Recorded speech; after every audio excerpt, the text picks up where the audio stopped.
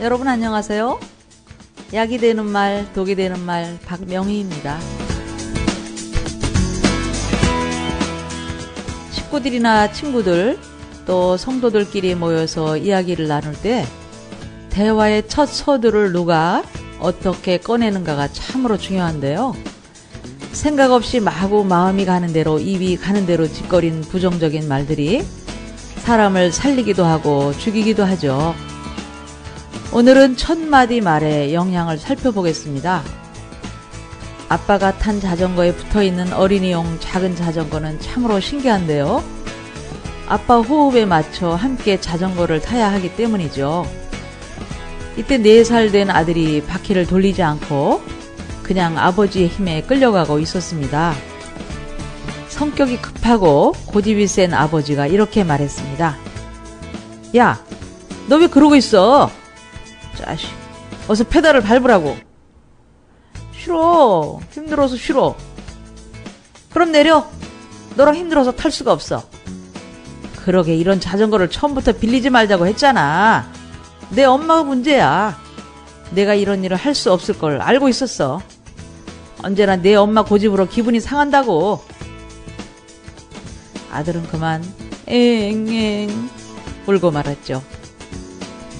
이 세상에 아들의 인격을 존중하고 아들을 나보다 낮게 여기면서 대화를 나누는 아버지가 과연 얼마나 될까요? 그러나 반대로 아이를 존중하며 이야기하는 아버지의 대화를 한번 들어보세요. 얘야, 페달을 밟아야지. 아빠, 왜 내가 페달을 밟아야 하는 거지? 그게 아빠를 돕는 것이니까 그렇단다. 알았어. 아이는 열심히 아빠와 호흡을 맞춰서 페달을 밟기 시작했습니다. 자전거는 아빠와 아들의 힘에 의해 더욱 빨리 달렸습니다. 아들의 인격을 존중하는 아버지, 그 아버지의 말을 순종해서 함께 힘을 합쳐 자전거를 타는 모습에서 아름다운 한 폭의 그림이 보이지 않으세요? 교회에서 여성도들이 모인 곳에 가면 항상 제잘거리면서 말들을 많이 하기 마련인데요. 그저 짓거리고 집에 돌아가면 잊어버릴 그런 자질구레한 화제들이 주축을 이루죠.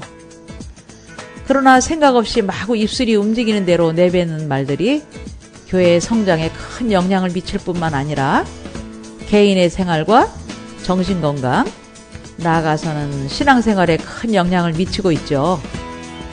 일례를 들어보죠. 김 집사님은 열심은 있는데 교양이 없어요. 맞아요. 맞아. 글쎄 어제는 목사님 앞에서 하품을 하면서 껌을 짝짝 씹는 것이 눈에 거슬리더라고요. 그러자 7세라 모두 한마디씩 합니다. 어제 요 앞길에서 만났는데 잠옷 비슷한 것을 입고 나와서 사람들에게 전도지를 나눠주고 있더라고요. 우리 교회 이름이 김 집사님으로 인해서 구겨졌다니까요. 나도 어제 백화점에서 만났는데 거지같이 옷을 입고서 전도지를 들고 서 있지 뭐예요? 창피해서 죽을 뻔했어. 어제 설교를 들으면서 꾸벅꾸벅 졸더라고. 그 나이에 밤에 무엇을 하고서는 교회 나와서 그렇게 조는지 모르겠어. 김 집사님을 완전히 이상한 여집사로 사람들은 모두 한마디씩 하므로 속이 후련한 듯 보였습니다. 그냥 앉아있다가는 소외당할 것이 두려운지 너도 나도 한마디씩 떠들어댑니다. 인간이란 그런 이야기를 할 적에 끼어들어야지 잠자코 있다가는 기름 돌듯이 소외될 것이 무서운가 본데요. 동질화의 압력에 반항했다가는 외톨이가 되기 때문인 것 같네요. 따지고 보면 처음 말한 사람의 의견에 동조해서 이렇게 대화가 흘러간 셈이죠. 그런데 똑같은 그 집사님을 다른 여 집사들이 대화에 올렸습니다. 김 집사님은 참 훌륭한 분이야. 남편이 중풍으로 쓰러져 있는데도 얼마나 열심히 교회 일을 하는지 몰라요. 우리도 그분을 본받아야겠어요. 맞아요. 타출부를 해서 뼈 빠지게 일을 하면서도 전도지를 들고 나가서 우리 교회에 나오라고 사람들을 강권하는 걸 보면 눈물이 난다니까요. 어제도 백화점에 갔다가 너무 놀랍고 장해 보여서 모시고 가서 점심을 사드렸어요. 너무 시장했던지 참 맛있게 드시더라고요.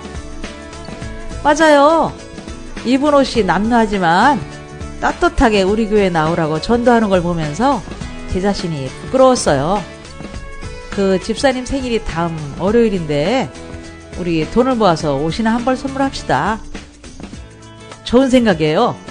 우리 여전도에서 구제 헌금으로 모아놓은 돈을 씁시다. 그분이 우리가 도와야 할 가까운 이웃이 아닌가요?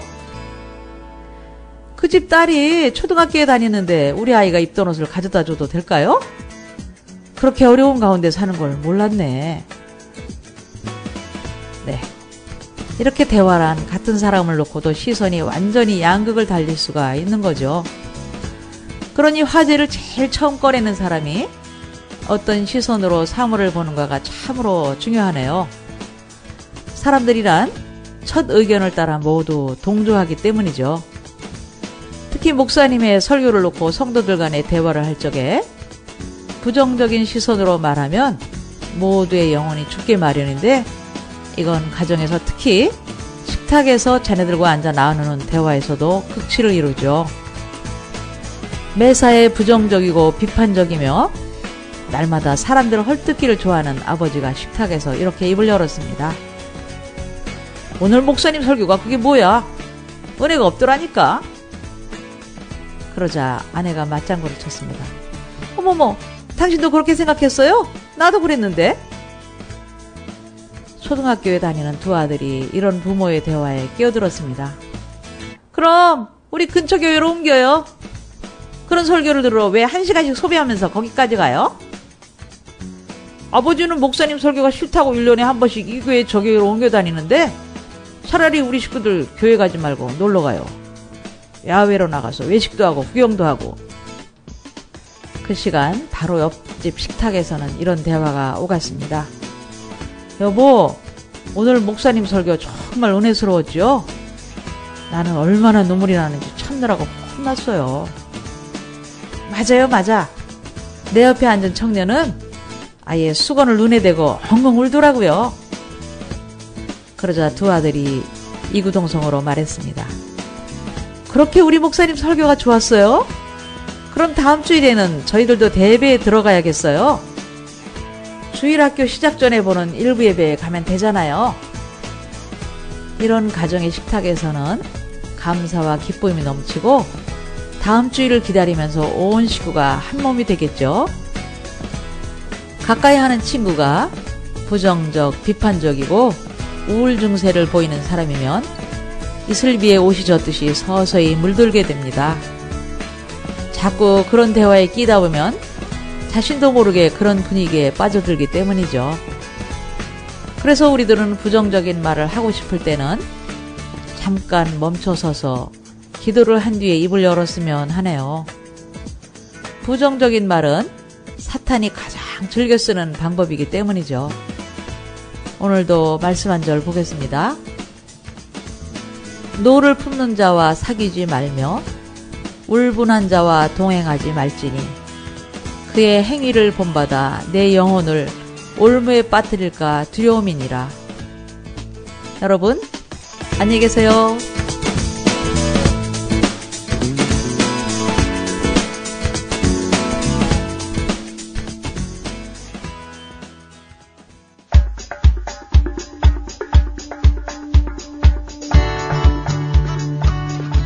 KCN 인터넷 라디오 방송